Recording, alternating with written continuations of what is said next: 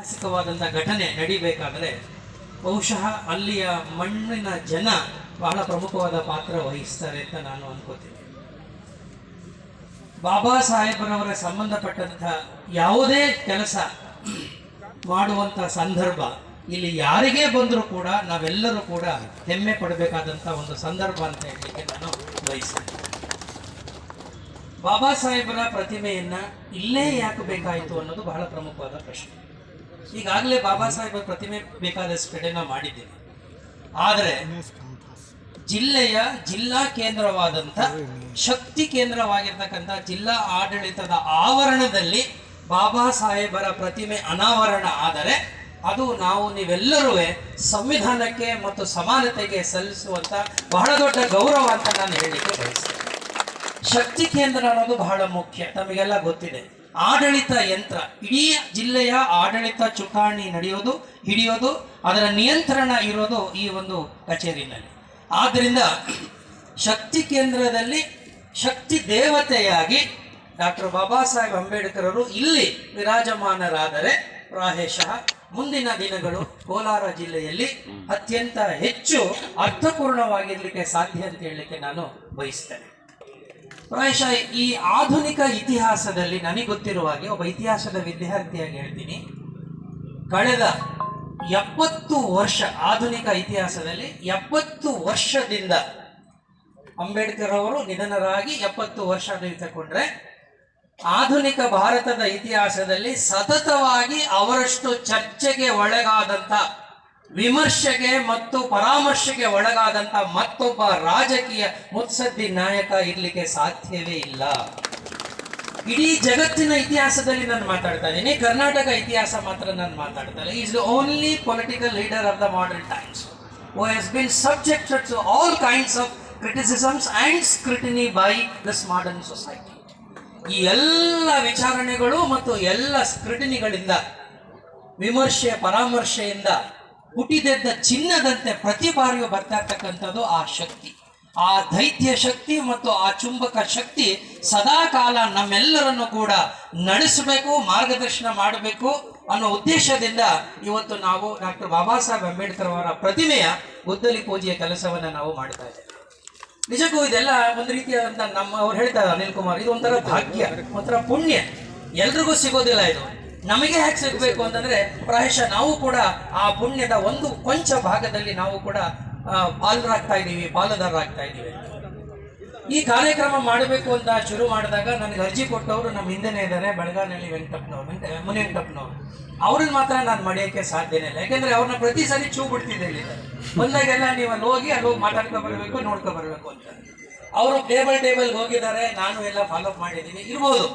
ಆದರೆ ನಮಗೆ ಬೇಕಾಗಿದ್ದೇನಂತಂದ್ರೆ ನಮ್ಮ ಜಿಲ್ಲೆನಲ್ಲಿ, ಅದು ಕೋಲಾರ ಜಿಲ್ಲೆನಲ್ಲಿ ಶಕ್ತಿ ಕೇಂದ್ರದಲ್ಲಿ ಈ ಕೆಲಸ ಮಾಡಲಿಕ್ಕೆ ಸಾಧ್ಯವಾಗದೇ ಇದ್ದರೆ ಪ್ರಾಯಶಃ ಇನ್ನೆಲ್ಲೂ ಕೂಡ ಮಾಡಲಿಕ್ಕೆ ಆಗೋದಿಲ್ಲ. ಅಂತಹ ಒಂದು ಅಸ್ಮಿತೆಯನ್ನು ಒಳಗೊಂಡಿರ್ತಕ್ಕಂಥ ಈ ಒಂದು ಜಿಲ್ಲೆನಲ್ಲಿ ಈ ಕೆಲಸ ಬಹಳ ಅರ್ಥಪೂರ್ಣವಾಗಿರುವುದು ಅಂತ ನಾನು ನಿಮ್ಗೆ ಹೇಳಲಿಕ್ಕೆ ಬಯಸ್ತೇನೆ. ಮುನಿವೆಂಕಟಪ್ಪನವರು ಫಾಲೋ ಮಾಡ್ತಾ ಇದ್ರು, ಅದೇ ರೀತಿಯಲ್ಲಿ ನಾವು ಫಾಲೋ ಮಾಡಿಕೊಂಡು ಕೊನೆಗೆ ಒಂದು ಸರ್ಕಾರಿ ಆದೇಶದ ಮೂಲಕವಾಗಿ ನಮಗೆ ಇಲ್ಲಿ ನೀವು ಸ್ಥಾಪನೆ ಮಾಡಬೇಕು ಅಂತ ಬಂತು. ಮುಂದಿನ ಪ್ರಶ್ನೆ ಅವ್ರು ಹೇಳಿದ ಹಾಗೆ ಸಂಪನ್ಮೂಲದ ಕೊರತೆ. ಸಂಪನ್ಮೂಲ ಇವತ್ತು ಬಾಬಾ ಸಾಹೇಬ್ ಅಂಬೇಡ್ಕರ್ ಅವರ ಪ್ರತಿಮೆಯನ್ನ ಅನಾವರಣ ಮಾಡಿ ನಿರ್ಮಾಣ ಮಾಡಿ ಅನಾವರಣ ಮಾಡೋದಕ್ಕೆ ಅದಕ್ಕೆ ನನಗನ್ಸುತ್ತೆ ಸಂಪನ್ಮೂಲ ಯಾವತ್ತೂ ಕೊರತೆ ಆಗಬಾರ್ದು. ನಾವೆಲ್ಲ ಝೀರೋ ಬಜೆಟ್ ಇಂದ ಕೆಲಸಗಳನ್ನ ಮಾಡಿದವರು, ಯಾವತ್ತು ಬಜೆಟ್ ಇಸ್ಕೊಂಡು ಕೆಲಸ ಮಾಡಿದಂತ ಅಧಿಕಾರಿ ನಾನಲ್ಲ.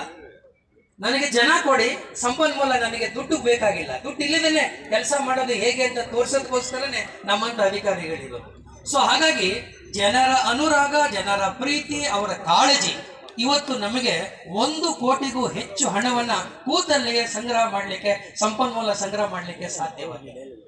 ಇದಕ್ಕೆ ಮುಖ್ಯವಾದ ಕಾರಣ ನಮ್ಮೆಲ್ಲ ಶಾಸಕರುಗಳು, ಮುಖ್ಯವಾಗಿ ನಾನು ನಮ್ಮ ಜಿಲ್ಲಾ ಉಸ್ತುವಾರಿ ಸಚಿವರಿಗೆ ಈ ಸಂದರ್ಭದಲ್ಲಿ ನಾನು ಅವರಿಗೆ ಧನ್ಯವಾದಗಳನ್ನು ಹೇಳಬೇಕು. ನಾನು ಅವ್ರಿಗೆ ಹೇಳಿದೆ, ಸರ್ ಈ ಥರ ಸರ್ಕಾರದಿಂದ ಅನುಮತಿ ಸಿಕ್ಕಿದೆ ಸರ್, ಇದಕ್ಕೆ ನಿಮ್ಮ ಸಹಕಾರ ಬೇಕು ಮತ್ತು ನೀವು ಕೂಡ ಬರಬೇಕು ಅಂತ ಹೇಳಿದ್ದೆ. ಇಲ್ಲ ನಾನು ಅನಾವರಣ ಸಮಯದಲ್ಲಿ ಡೆಫಿನೆಟ್ ಆಗಿರ್ತೀನಿ, ಈ ಕಾರ್ಯಕ್ರಮ ಬಹಳ ಮುಖ್ಯವಾದದ್ದು, ನೀವೆಲ್ಲ ಮಾಡಿ ಶಾಸಕರ ಅಧ್ಯಕ್ಷತೆಯಲ್ಲಿ ಅಂತ ನನಗೂ ಕೂಡ ಅವ್ರು ಹೇಳಿದರು. ಕಳೆದ ಸಾರಿ ಸಭೆಯಲ್ಲಿ ಮಾತಾಡುವಾಗ ನನಗೆ ಇವತ್ತು ನೆನಪಾಗುತ್ತೆ, ಬಹಳ ಖುಷಿ ಆಗುತ್ತೆ. ಒಂದು ಕಮಿಟಿ ಮೀಟಿಂಗ್ ನಲ್ಲಿ ಇದ್ರು ಶಾಸಕರು, 2 ಶಾಸಕರು ಇದ್ರು. ನನಗೆ ಅನಿಲ್ ಅವರು ನನಗೆ ಫೋನ್ ಮಾಡಿದರು, ಸರ್ ನೀವು ಪ್ರಸ್ತಾವನೆ ಕಳಿಸಿದಿರಲ್ಲ, ನನಗೆ ಕಾಪಿ ಕಳಿಸ್ಕೊಟ್ರೆ ನಾನು ಇಲ್ಲೇ ಸೆಕ್ರೆಟರಿ ಹೋಗಿದ್ದಾರೆ ಮಾತಾಡ್ತೀನಿ ಅಂದರು. ಅದು ಬದ್ಧತೆ, ಅದು ಕಾಳಜಿ, ಅದು ಈ ಸಮುದಾಯದ ಬಗ್ಗೆ ಶಾಸಕರುಗಳಿಗೆ ಇಟ್ಕೊಂಡಿರ್ತಕ್ಕಂಥ ನಿಜವಾದ ಕಾಳಜಿ. ನಾನೇನೋ ಫೋನ್ ಮಾಡಿ ಹೇಳಿರಲಿಲ್ಲ, ಅವರು ಕಮಿಟಿ ಮೀಟಿಂಗ್ ಹೋಗಿದ್ರು. ಆ ಕಮಿಟಿ ಮೀಟಿಂಗ್ಗೆ ನಮ್ಮ ಸೋಷಿಯಲ್ ವೆಲ್ಫೇರ್ ಡಿಪಾರ್ಟ್ಮೆಂಟ್ ಸೆಕ್ರೆಟರಿ ಅವ್ರು ಬಂದಿದ್ರು. ತಕ್ಷಣ ನೆನೆಸ್ಕೊಂಡ್ರು, ಸರ್ ಸೆಕ್ರೆಟರಿ ಅವ್ರು ಇದ್ದಾರೆ, ನೀವೊಂದು ಪ್ರಸ್ತಾವನೆ ಕಳಿಸಿದ್ರೆ ಕಳ್ಸಕ್ಕಾಗತ್ತೆ ಅಂತ ಇಮಿಡಿಯೇಟ್ ಆಗಿ ನಾನು ಕಳಿಸ್ದೆ. ಅಂದ್ರೆ ನಾವು ಒಂದು ಒಳ್ಳೆ ಕೆಲಸ ಮಾಡಬೇಕು. ಅದನ್ನೂ ಬಾಬಾ ಸಾಹೇಬರ ವಿಚಾರದಲ್ಲಿ ಯಾರೂ ಕೂಡ ಎರಡು ಮಾತಾಡ್ಲಿಕ್ಕೆ ಸಾಧ್ಯವೇ ಇಲ್ಲ ಅನ್ನುವಂತ ಮೇಲ್ಪಂಕ್ತಿಯನ್ನ ನಮ್ಮೆಲ್ಲ ಶಾಸಕರುಗಳು ಹಾಕೊಂಡಿದ್ದಾರೆ.